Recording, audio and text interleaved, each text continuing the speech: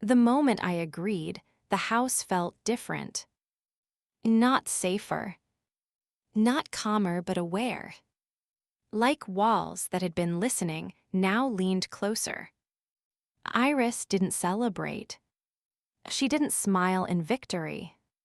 She simply nodded, as if she had been waiting for my answer long before I knew there was a question. "Good," she said, "then we stop pretending." Mark stared at me. "Elara, you don't understand what you're stepping into." I met his eyes. "I already stepped into it when you turned my life into a report." Silence stretched between us. Iris moved toward the hallway. "Show her everything." Mark's jaw tightened. "There's no need." "There is," Iris replied calmly, "because the danger isn't just out there." She glanced at me. "It's in what you still don't know." Mark led us back to the small door. The same door that started everything. This time, I didn't hesitate. He opened it fully. Behind the desk, he slid a panel in the wall. Something shifted. A second room revealed itself, hidden inside the hidden. Smaller, darker, colder. Metal shelves lined the walls.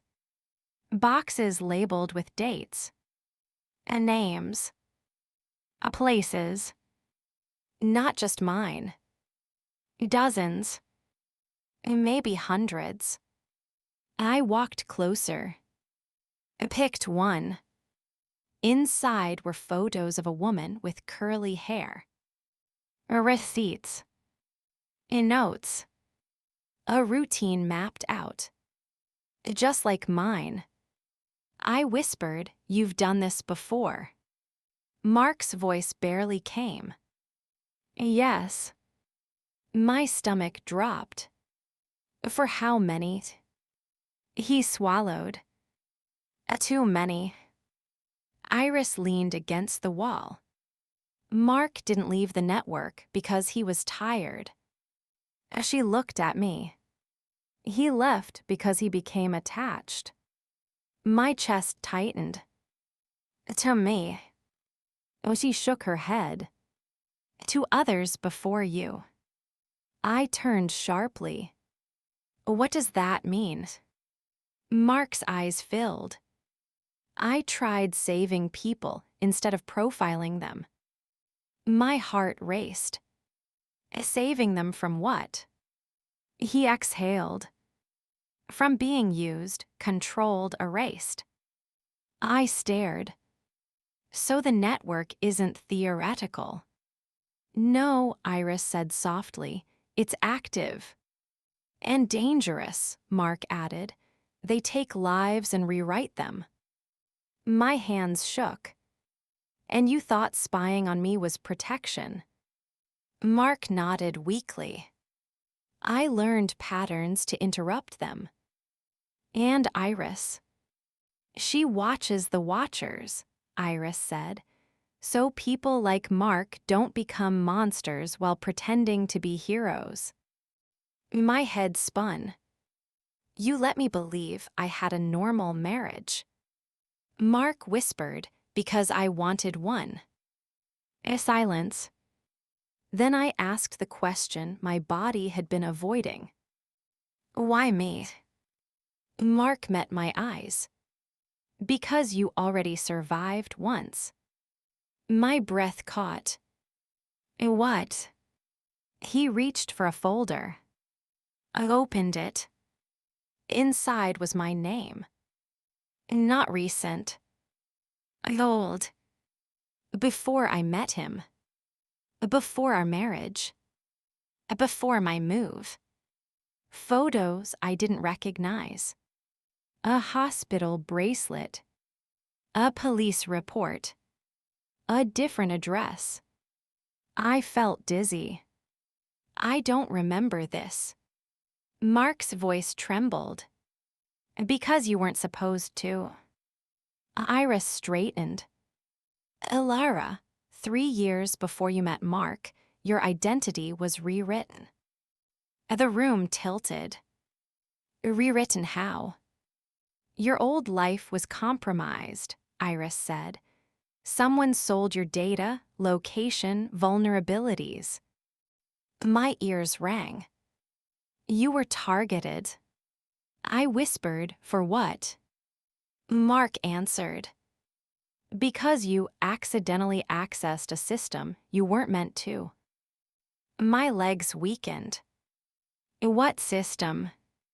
A financial routing archive belonging to the same network we're talking about. I stared. I was a librarian. Mark shook his head gently. No, you were a digital archivist for a municipal database. My memory felt hollow. You discovered hidden transfers. Someone noticed. My heart pounded. So what happened to me? Iris's voice lowered. You disappeared.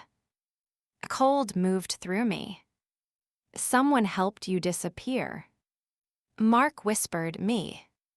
Tears blurred my vision. You erased me.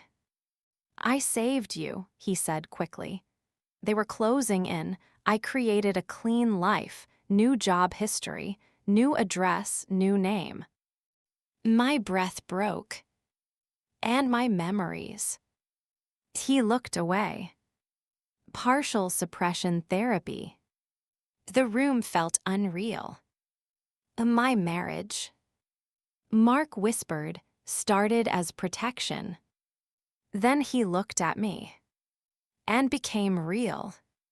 I collapsed into the chair. My life rewrote itself inside my head. Every memory questioned.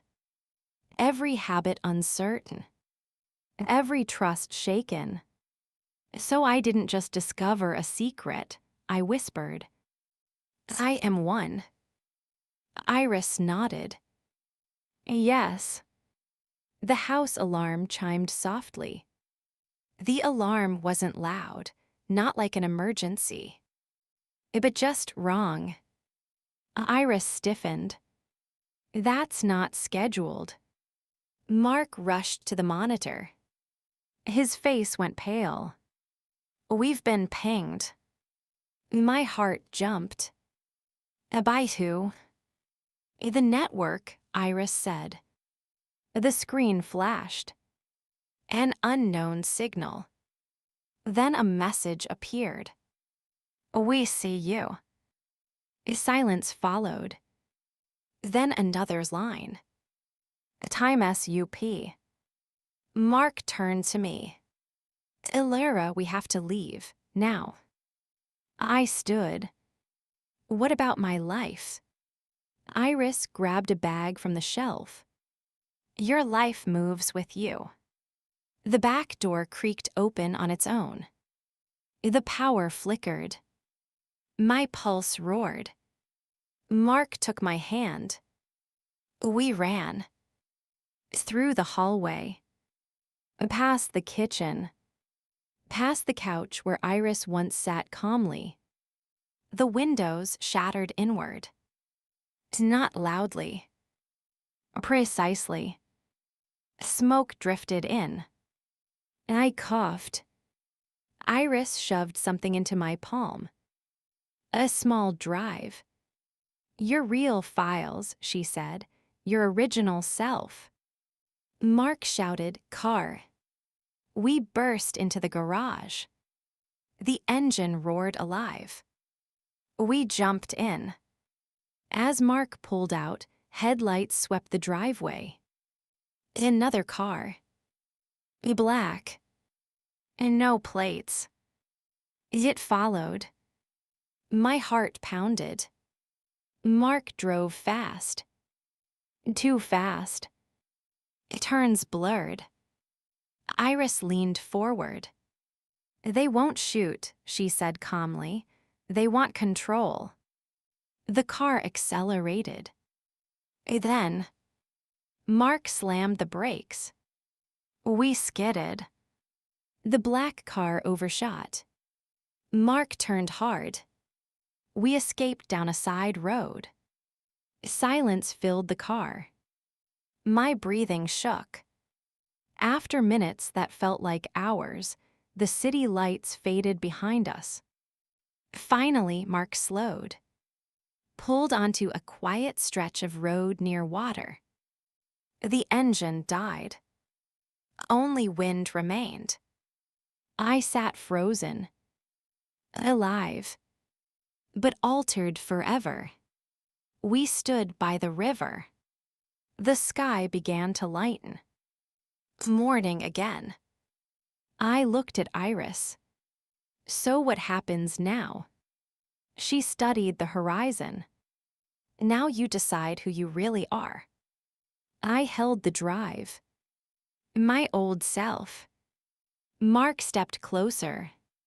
Elara, you don't have to open it. I met his eyes. Yes, I do. I plugged it into Iris's tablet. Files loaded. Photos. Videos. Audio logs. A woman that looked like me, but stronger.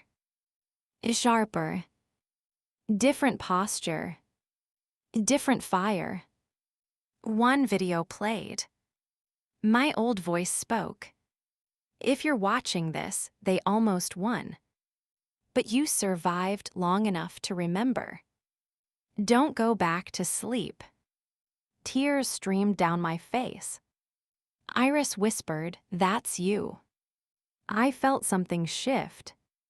Not fear. Not confusion. Recognition. I wasn't fragile, I said softly. Mark shook his head. No, you were dangerous in the best way. I exhaled slowly. Then I looked at both of them. At some point, I stopped running. Iris smiled. That point is today. The river reflected the sky. The world felt quiet. But inside me, something woke. The woman who didn't just discover secrets. The woman who became one. I closed the tablet. I looked ahead. And finally understood the truth behind everything. Some secrets destroy you. Others rebuild you into someone the world can't erase. And I was done being erased. And the meaning I took with me is, some secrets change your life. Others erase it completely.